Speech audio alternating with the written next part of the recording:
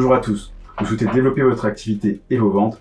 Voici quelques astuces pour une prospection commerciale efficace. Tout d'abord, définissez un objectif clair et précis. Donc ça peut être augmenter le nombre de leads, augmenter le nombre de prospects, générer des rendez-vous commerciaux, générer des abonnements, fidéliser vos clients, avoir plus d'abonnés sur les réseaux sociaux tout simplement et augmenter votre communauté, d'accord? Ils doivent être très précis. Dans un second temps, identifiez vos prospects. Donc, ciblez des prospects susceptibles d'être intéressés par votre offre commerciale, d'accord, vos produits ou vos services. Donc, essayez de créer des personas, par exemple, en définissant leur âge, leur sexe, leur centre d'intérêt, leurs activités. Essayez de proposer, pourquoi pas, une valeur qui leur corresponde. Donc, quels sont les arguments de vente que vous pourriez utiliser pour leur proposer votre offre ou vos produits ou services.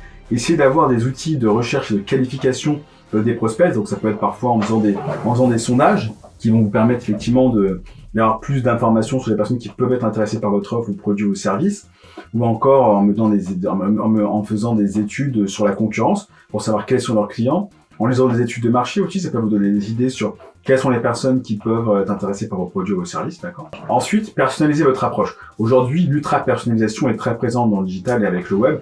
Vous avez la possibilité d'avoir un certain nombre d'informations sur vos clients, donc servez-vous-en. L'idée, c'est qu'ils aient l'impression que c'est une offre qui a été créée pour eux, pour répondre à leurs besoins, à leurs challenges personnels, d'accord? Donc, proposez une solution personnalisée et valorisante idéalement. Ensuite, utilisez les bons outils.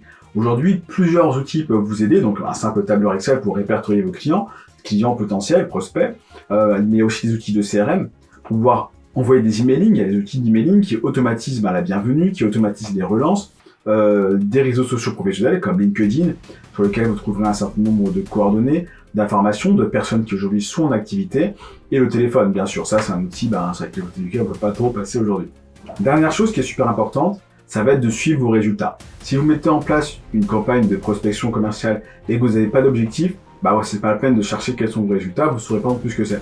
Mais si vous fixez des objectifs, c'est important de vérifier au bout d'un moment, est-ce que vous répondez, est-ce que vous êtes, à combien de pourcentage vous êtes par rapport à ces résultats? Est-ce que vous êtes à 10%, à 20%, à 50%? Est-ce que vous avez atteint votre objectif finalement? Donc ça peut être un taux de conversion, ça peut être un coût d'acquisition client, ça peut être un retour sur investissement. Il faut que vous puissiez savoir où est-ce que vous en êtes par rapport à la stratégie que vous mettez en place. Donc la prospection commerciale est un pilier essentiel du développement commercial, d'accord? C'est le moment où l'offre va être présentée au public cible. Et donc en suivant ces quelques conseils et en persévérant, je suis sûr que vous pourrez maximiser vos chances de réussite en termes de prospection commerciale. N'oubliez pas de liker, de commenter et de partager cette vidéo si elle vous a été utile. À bientôt!